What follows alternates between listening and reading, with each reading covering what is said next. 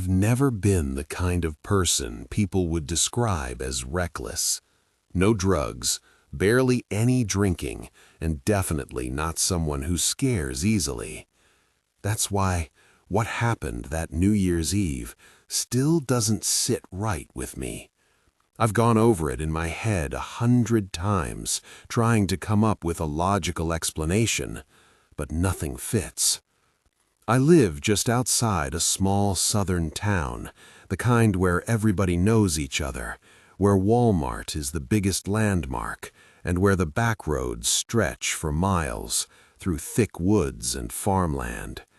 My friend Darren lives further out, in one of those wealthier neighborhoods hidden deep past winding country roads. It's the kind of place you wouldn't even know existed unless you were invited. Every year, his family throws a big New Year's Eve party. It's one of those traditions that never really changes. Same house, same people, same loud countdown on the TV in the living room. I always go. That year, the weather had been unusually warm until just a few days before the holiday. Then, out of nowhere, the temperature dropped hard. By the time December 31st rolled around, the air had that sharp, biting cold that seeps through your jacket. The drive out to Darren's place is about 20 minutes from town, but it feels longer at night. Once you turn off the main road, it's just darkness. No street lights, no houses for miles, just trees pressing in on both sides. I usually avoid using my high beams because I hate when other drivers blind me with theirs. But out there, you don't really have a choice. That road always made me a little uneasy, but there was one spot in particular that stood out. About halfway down, there's this old shack off to the side. It looks abandoned, like it's been rotting there for decades. The wood is warped, the windows are either broken or boarded up, and the roof sags like it could collapse at any moment. But the weird part? Every now and then, I swear I'd see a faint light inside when I passed it at night. I always told myself it was just my imagination. That night, I was a few minutes into the drive when my headlights caught something ahead. At first, I thought it was just a trick of the light, maybe a tree or a sign reflecting back at me. But as I got closer, I realized it wasn't either of those things. It was a person, a woman standing completely still at the edge of the road. She was wearing something white, a long dress or gown that stood out sharply against the darkness of the trees behind her. It didn't make sense. It was freezing out, and she was just standing. No jacket, no shoes that I could see. Nothing. She wasn't waving for help. She wasn't trying to flag me down. She wasn't even moving. Just standing. I slowed down slightly, my grip tightening on the steering wheel. My headlights hit her directly, but the brightness made it hard to make out her face clearly. All I could really see was the pale outline of her figure and the way the fabric of her dress hung loosely from her body. For a split second, I thought about stopping. Maybe she needed help. Maybe her car broke down somewhere nearby. Maybe she was lost. But something about the way she stood there didn't feel right. So I kept driving. As I passed her, I let out a breath I didn't realize I'd been holding. I remember thinking, that was weird, but it's over now. Then I checked my rearview mirror. In the red glow of my taillights, I saw her again. She hadn't moved from her spot, but now her body was turned, facing my direction, watching me. A chill ran through me that had nothing to do with the cold. I didn't slow down after that. Darren's house was exactly how I expected it to be, warm, loud, and full of people. Music playing, conversations overlapping, the smell of food drifting through every room. It was the kind of environment that made it easy to forget about anything weird that had happened before. And for a while, I did. We watched the ball drop in New York, then counted down again for our own time zone. People started leaving shortly after midnight, one by one, until only a few of us were left helping clean up. By the time I finally grabbed my keys, it had to be around 1:30 in the morning. My car was the only one left in the driveway. When I started the engine, a warning light flickered on. Low tire pressure. I sighed. My car was older, and this kind of thing always happened when the temperature suddenly dropped. The air in the tires would contract, and the sensor would freak out. It wasn't usually a big deal. Still, I hesitated. That road, that woman. I considered taking the longer route home, the one that looped around and connected back to the highway. It would have added at least 20 minutes, maybe more. I didn't want to deal with that, especially this late. So I convinced myself I was overreacting. I pulled out of the driveway and headed back the way I came. It didn't take long before I noticed something was wrong. At first, it was subtle, a slight vibration, like the road had gotten rougher. Then came the sound, a harsh, scraping noise, metal against pavement. My stomach dropped. I slowed down, but within seconds, the car came to a complete stop. What the hell? I stepped out of the car and immediately regretted it. The second the door shut behind me, the headlights went dark. The world around me disappeared into pitch black. For a moment, I just stood there, listening to my own breathing, trying to steady myself. Then I pulled out my phone and turned on the flashlight. What I saw made my blood run cold. All 4 tires were destroyed. Not flat, destroyed. Shredded down to the rims, like something had ripped them apart. This was no accident. This was intentional. And I had a horrible feeling I knew who was responsible. The woods around me had gone completely silent. No wind, no insects, nothing. Just stillness. Then, a snap, a twig breaking somewhere in the darkness. I froze. Another sound followed. Leaves crunching, slow and deliberate. Something was moving out there, and it was getting closer. I didn't move. I didn't even breathe. The sound came again, closer this time. Leaves shifting, something brushing against branches. It wasn't random movement like an animal wandering. It was controlled, intentional, like something was circling me. My phone flashlight suddenly felt too bright, like a beacon announcing exactly where I was. Acting on instinct, I shut it off. Darkness swallowed everything. For a few seconds, there was nothing, just silence, so deep it felt unnatural, like the world itself had paused. Then I heard it. A voice. Soft, calm, almost gentle. I see you. Every muscle in my body locked up. My throat tightened so hard I couldn't even make a sound. The voice didn't come from far away. It was close, too close, somewhere just beyond the edge of where I could see. My mind raced, trying to rationalize it.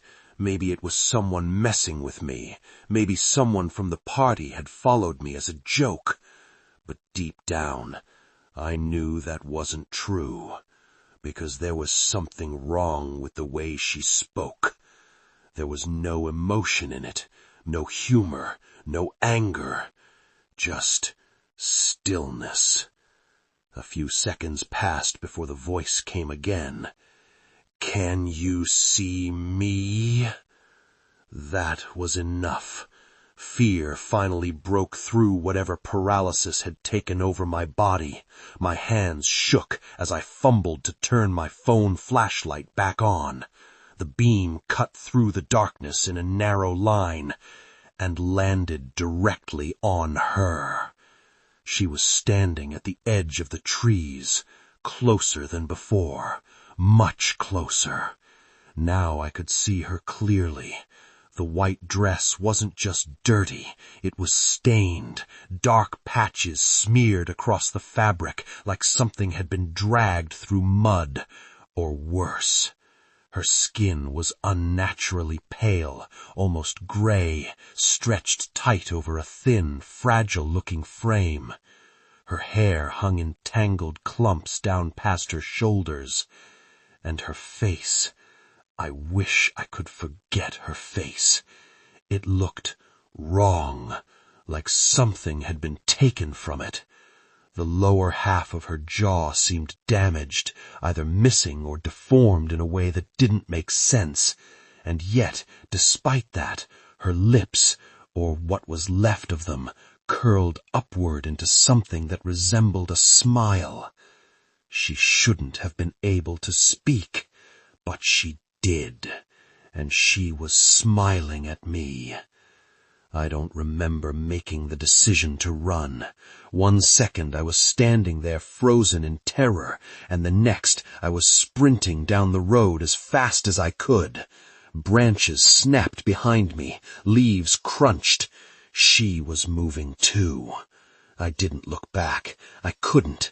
Every instinct told me that if I turned around, if I even hesitated for a second, she would be right there. The cold air burned in my lungs, my legs screaming in protest as I pushed myself harder than I ever had before. There was another option, the old shack. It was closer in the opposite direction, but something in my gut told me that would be a mistake.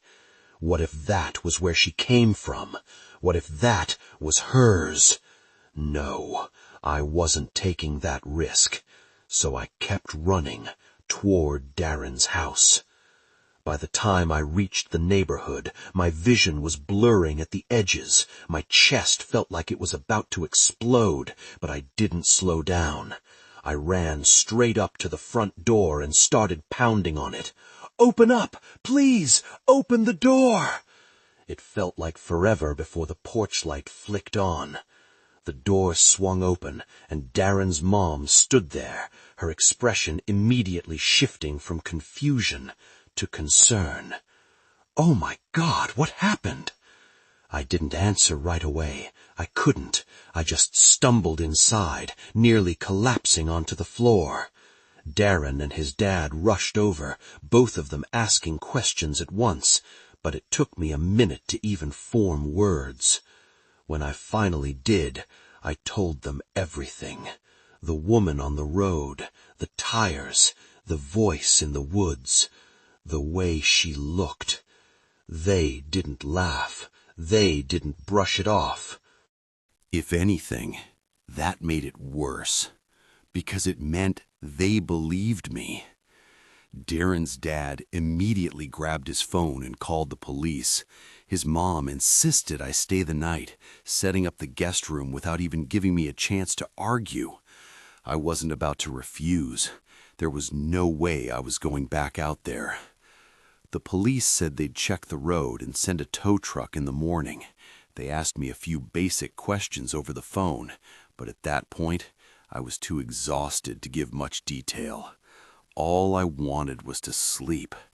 For a while, it seemed like I actually might. I lay in bed, staring at the ceiling, replaying everything in my head. Eventually, the adrenaline faded just enough for my body to give in. I must have drifted off, but not for long. Tap. My eyes snapped open. At first, I thought it was part of a dream. I stayed still, listening. Tap. Tap. The sound was faint, but distinct. coming from the window. Slowly, I turned my head toward it. The room was dark, lit only by the faint glow of the digital clock on the nightstand. 3:14 a.m. Tap. Something lightly hit the glass again. A rock. Someone was throwing rocks at the window. My entire body went rigid. No, no, no, no. A voice came from outside, soft, familiar.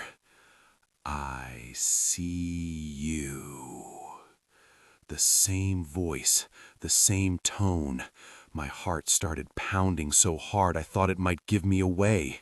I didn't move. I didn't dare even breathe too loudly. She had followed me all the way here. Another soft tap against the window. She was trying to get me to look. I squeezed my eyes shut, pulling the blanket tighter around myself like it could somehow protect me. Every instinct screamed at me to stay still. Don't move. Don't look. Don't make a sound. Minutes passed, or maybe it was longer. Eventually, the tapping stopped. The voice didn't come back, but I didn't sleep again that night.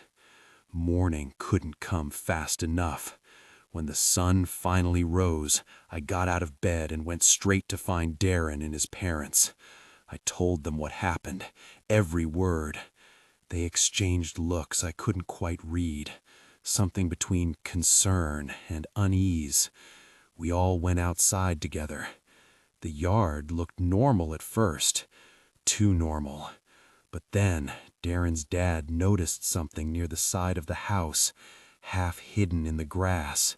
He walked over slowly and picked it up. It was a knife, old, rusted, the blade stained dark, and it definitely didn't belong to them. A cold realization settled in my chest. She hadn't just followed me after I left. She'd been there before, watching, waiting. The police arrived not long after. They took the knife, asked more questions, and said they'd search the area more thoroughly. I told them about the shack on the road, how I'd seen lights there before, how it felt off. They said they'd check it out, but even as they spoke, I could tell something. They didn't fully understand what I had seen, because if they had, they wouldn't have sounded so calm. The police did what they could that morning. They drove slowly down that dark stretch of road, stopping at the shack, shining their flashlights into the trees and calling out. I rode along with Darren's dad, watching every shadow, every branch sway. But when we finally got to the shack, there was nothing, empty, silent, no sign of anyone living there. No footprints in the dirt or snow, just the same abandoned shell I had always seen. They told me later that they had found several dead animals in the woods nearby, small deer, rabbits, even a raccoon or two. All of them appeared to have been killed recently, gutted. It was grotesque, and the officers' expressions were tight-lipped when they showed me the photos. That woman, the one I had seen, she wasn't just terrifying for herself. She had left a trail of death behind her. Even knowing all this, I had to get my car back. The towing service had brought it to the edge of town, and though it was going to cost a fortune, I had no choice. Seeing the rims bare and shredded tires still made my stomach twist. The thought that someone or something had been able to track me back to the house chilled me to my core. I kept replaying it in my head, how she had known exactly when I left, exactly which route I would take.